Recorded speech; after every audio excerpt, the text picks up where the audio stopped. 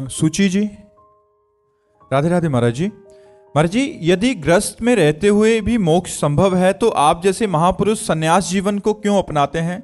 भगवान ने सृष्टि में एक नहीं रचा, अनेक रचा है। एक नहीं रचा, अनेक रचा है। अगर सृष्टि का मंगल अच्छे स्वभाव से होता है तो बुरे स्वभाव वालों को क्यों रचा?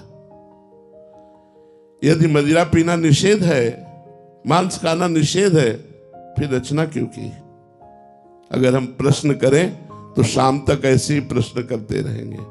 भगवान ने अनेकता की रचना की है, एकता की नहीं, अनेकता की रचना की, विभिन्न मति की रचना की है, विभिन्न स्वभावों की रचना की है और उनको दो भागों में बांट दिया, एक निवृत्ति मार्ग और एक प्रवृत्ति मार्ग। निवृत्ति मार्ग भोगों का त्याग करते हुए, त्याग का प्रयास करते हुए सफलता पूर्वक भगवान को प्राप्त करना, और प्रवृत्ति मार्ग धर्मयुक्त भोगों को भोगते हुए प्रयासरत रहकर मोक्ष मार्ग में जाना। तो अब जिनकी भाग्य में रचना रची है गृहस्थ में जाते हुए भगवत प्राप्ति करना, उनको गृहस्थ में मिलेगा। हम लोगों के भाग्य में रचना की गई है निवृत्त मार्ग से भगवत प्राप्ति करना, और दूसरा रहस्य, गृहस्थ मार्ग में रहते हुए आप केवल अपना उद्धार कर सकते हैं, और विरक्त मार्ग का अगर एक साधक भगवत प्राप्त हो गया तो प्रांत के प्रांत का कल्याण कर देगा। अगर एक अपने में आ जाए तो मम भक्ति युक्तो भुवनम पुनाति, पूरे लोक को पावन कर सकता है, क्योंकि उसने भोगों का त्याग करके रात दिन केवल भगवान का चिंतन किया है। आप गृहस्थी में देखिए बड़ी समस्याएं हैं। आप बड़े भाग्यशाली हैं जो सत्संग सुन रहे हैं, नहीं तो सत्संग सुनने का टाइम नहीं, भजन करने का टाइम नहीं।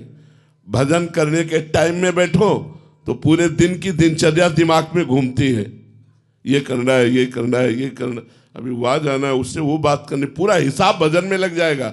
माला चल रहा है लेकिन पूरा हिसाब लग जाएगा, परसों उसने ऐसा क्यों कहा था, वहां ऐसा क्यों हुआ, पूरा प्रश्न उत्तर उसी समय होगा जब आप भजन में बैठे होंगे। अब कैसे उद्धार हो?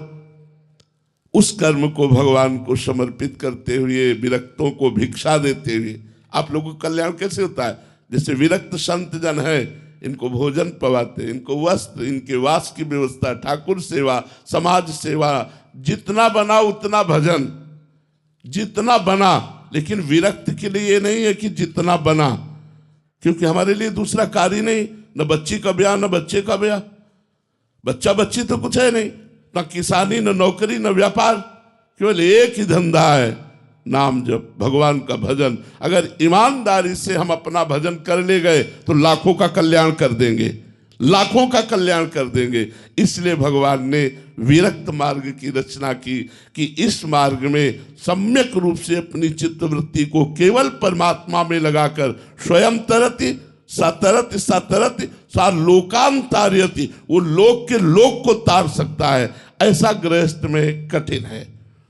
गृहस्थ में 10 मिनट 20 मिनट 30 मिनट समय दो, वो भी मन चंचल रहता है। दिन में बड़े कार्य हैं, कब भगवान की याद आवे कब ना आवे, माया बड़ी विचित्र। एक बार भगवान देवर्षि नारद जी से वार्ता कर रहे थे तो विनोद में कहा कि जो गृहस्थी में मेरा भजन करता है उसे मैं विशेष महत्व देता हूं।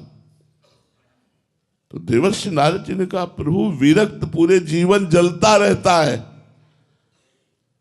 कोई मनोरंजन नहीं, कोई मन से संसार के भोगों का त्याग करके भगवान में लगाना, कोई मन को भोगों में नहीं, बड़ा कष्टमय जीवन है ये, बड़ा कष्टमय जीवन तपस्वी का। ईमानदारी से अगर चला जाए, बेईमानी से चला जाए तो वो बात अलग है कि अपना मनमानी करो, लेकिन अगर ईमानदारी से चला जाए तो बड़ा कष्टमय जीवन है। केवल भगवदानंद, संसार के आनंद का त्याग करते हुए चलना होता है। तो देवर्षि नारद जी ने कहा, गृहस्थ भक्त को आप प्राथमिकता क्यों देते हैं? तो उनका, देवर्षि नारद जी से एक काम करोगे? भगवान ने एकदम बात घुमा दी। एक कटोरे में घी भर करके दिया और कहा मेरे आसन की परिक्रमा लगाओ, एक सुदर्शन चक्र हमारा पीछे चलेगा, एक बूंद भी नहीं गिरना चाहिए, भगवद आज्ञा। बोले कितनी बार नारायण नारायण कहा? बोले नारायण नारायण। पूरी चित्त वृत्ति इस कटोरे में लगी थी कि एक बूंद घी गिरा तो सुदर्शन चक्र पीछे है। बोले एक कटोरे के घी ने तुम्हारी भगवत स्मृति अपहरण कर ली और उनके लड़का बच्चा रिश्तेदार नातेदार न जाने कितने कार्य, और वो सब कार्य करते हुए यदि मेरा भजन करता है तो वो मेरा सर्वश्रेष्ठ भक्त है। तो बात समझते हो? गृहस्थी और विरक्ति ये दो मार्ग भगवान ने बनाए हैं, और दोनों मार्ग अगर अपनी अपनी ईमानदारी से धर्म से चला जाए तो दोनों मार्गों को भगवत प्राप्ति होती है। पर विरक्त मार्ग गुरु मार्ग है, गृहस्थ का गुरु मार्ग है। उसके सदगृहस्थ लोग स्वीकार भी करते हैं, कोई भी विरक्त हो उसे पूज्य भाव से देखते हैं।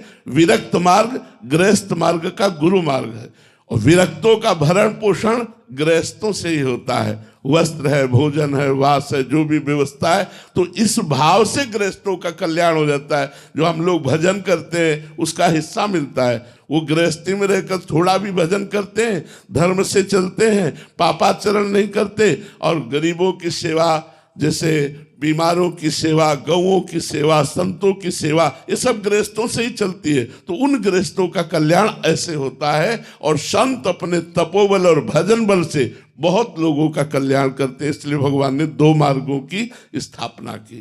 तो भगवान ने जिसको जिस मार्ग के लायक चुना उस मार्ग में चला रहे हैं। हम लोगों को चुना, भगवान ने चुना और संसार से खींचकर इस मार्ग में चलाया।